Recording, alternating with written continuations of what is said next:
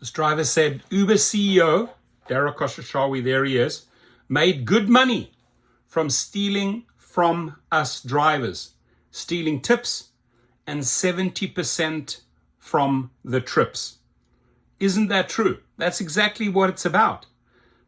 It is theft. If you're taking 70% of what the rider is paying, and if a lot of tips are not making their way through to your account, this, my friends, is how you get wealthy.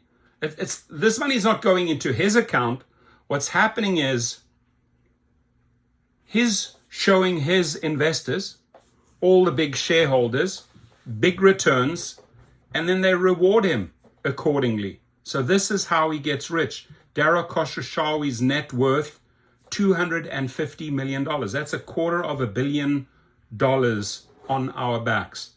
And I don't use this word lightly. Just in New York alone, wage theft, $328 million.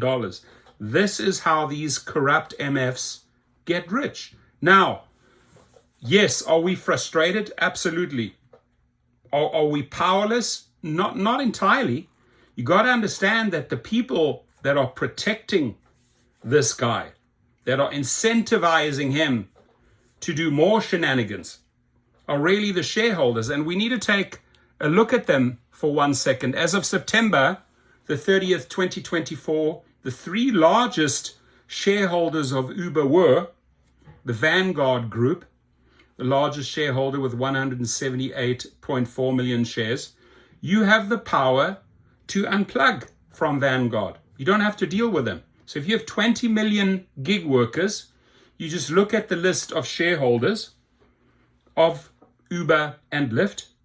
You can tweet it out. Hey, I'm closing, like I did, follow my lead. I closed my Chase bank account, took that money straight over to Wells Fargo. And I'm not saying that Wells Fargo is the best bank, but I'm not going to support a bank who's involved in this racket.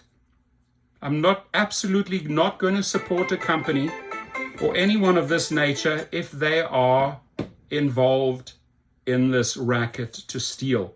To steal tips goes beyond, but to have drivers out there abusing them with the algorithms and then taking 70% of their earnings, it's just plain wrong. So why should you support them? The other one, BlackRock, second largest shareholder with 147.28 million shares. FMR LLC, the third largest shareholder with 97.86 million shares. And then some of the smaller ones, other major shareholders of Uber include, this is where you could probably leverage a little bit of power if you're not invested here. Morgan Stanley, State Street Corp, Public Investment Fund, Capital Research Global, and JP Morgan Chase. So Chase, many of those 20 million gig workers have Chase accounts. Go into the bank and say, hey, you know what? I know that Chase is heavily invested in Uber. I happen to drive for Uber. And it's an entirely corrupt setup where you're stealing our tips and stealing our earnings. I can't support this. Please close down the Chase account. I'm taking it over to Wells Fargo. Institutional investors own more than half of Uber stock, but no single shareholder has a significant amount of control. Now, the next one, LYFT. As of January 2025, the three largest shareholders of LYFT are, there they are again, Vanguard.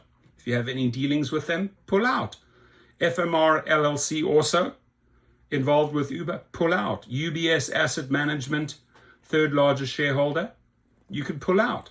Other major shareholders of LYFT include BlackRock, Fidelity, Blue Chip, Two Sigma Advisors, WorldQuant Millennium Advisors, Vice Asset Management, Stifel Financial Corporation, and Quarry LP. If you somehow still have money or accounts with these, that's it. Write them a letter, closing it down. Why? Because you are supporting a corrupt company that is stealing money from you. End of story. I mean, I can't make it more simple than that. You don't have to follow my lead, but you do have a lot of power. And especially if thousands and thousands and thousands of drivers do this, food delivery drivers and rideshare drivers, then it starts showing up on their radar. Think about it for a second. Your comments, please.